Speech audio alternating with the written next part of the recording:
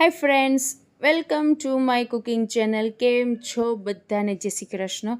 આજે હું બનાવી રહી છું south Indian dishes yummy masala dosa, જે બધાના જ ફેવરેટ હોય છે. તો ચલો આજે એની રેસીપી જાણી લઈએ અને બનાવીએ યમ્મી મસાલા ઢોસા. તો મસાલા ઢોસા બનાવવા માટે મેં તુવેરની દાળ બાફીને બ્લેન્ડર કરીને તૈયાર કરી દીધી છે. અને સંભાર બનાવવા માટે મેં ટમેટાં અને ડુંગળી કટિંગ કરીને રાખી દીધા છે. સાથે મેં લીમડો પણ લઈ લીધો છે. તપેલીમાં તેલ ગરમ કરવા મૂકી દીધું છે મેં. અને હા, સંભારના મસાલામાં હું એવરેસ્ટનો જ મસાલો વાપરું છું. હવે તેલ ગરમ થઈ ગયું છે, તેમાં રાઈ, જીરું અને હિંગ મેં નાખી દીધા છે. ઉપરથી થોડોક લીમડો નાખી દીધો છે.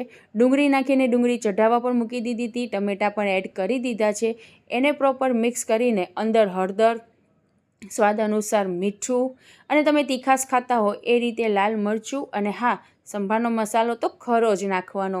એને પ્રોપર મિક્સ કરી દેવાના અને એમાં તુવેરની દાળ એડ કરી દેવાની. સંભાર બની ગયો છે. હવે આપણે ઢોસાની ભાજી બનાવવા માટે મેં લોયામાં તેલ મૂકીને તેમાં રાઈ, જીરું એડ કરી દીધા છે, હિંગ એડ કરી દીધી છે એમાં.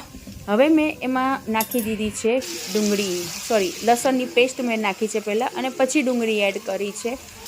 બધી ડુંગળી નાખીને એને પ્રોપર હલાવી દેવાનું. લગભગ 1.5-2 મિનિટ માટે એને ચઢવા દેવાની. અને પછી અંદર એડ કર્યા છે લીલા મરચાં. એ લીલા મરચાં એડ કર્યા પછી ટમેટાં એડ કરી દેવાના છે. પ્રોપર હલાવી દેવાનું છે. મિક્સ થઈ જાય તો અડધી મિનિટ ટમેટાને પણ ચઢવા દેવાના છે. ત્યાં સુધી આપણે બેટર તૈયાર કરી લઈએ. ચોખા અને અડદની દાળને પીસીને મેં આ બેટર તૈયાર કર્યું છે. તેમાં સ્વાદ અનુસાર મીઠું એડ કરવાનું છે. અને હા, અડધી ચમચી ખાંડ નાખજો, જેથી કરીને ઢોસાનો કલર ગોલ્ડન કલરનો થાય અને થોડા ક્રિસ્પી પણ બને. તમે જુઓ છો બેટર આ રીતનું પતલું રાખવાનું છે. બેટર તૈયાર થઈ ગયું છે. હવે આપણે ભાજીનો મસાલો કરી દઈએ. એમાં મેં હળદર નાખી છે, મીઠું નાખ્યું છે અને થોડો ગરમ મસાલો નાખ્યો છે. ભાજી પીળી રાખવી છે એટલે હું લાલ મરચું નાખતી નથી. તીખાશ ગરમ મસાલાથી સરસ આવી જાય છે.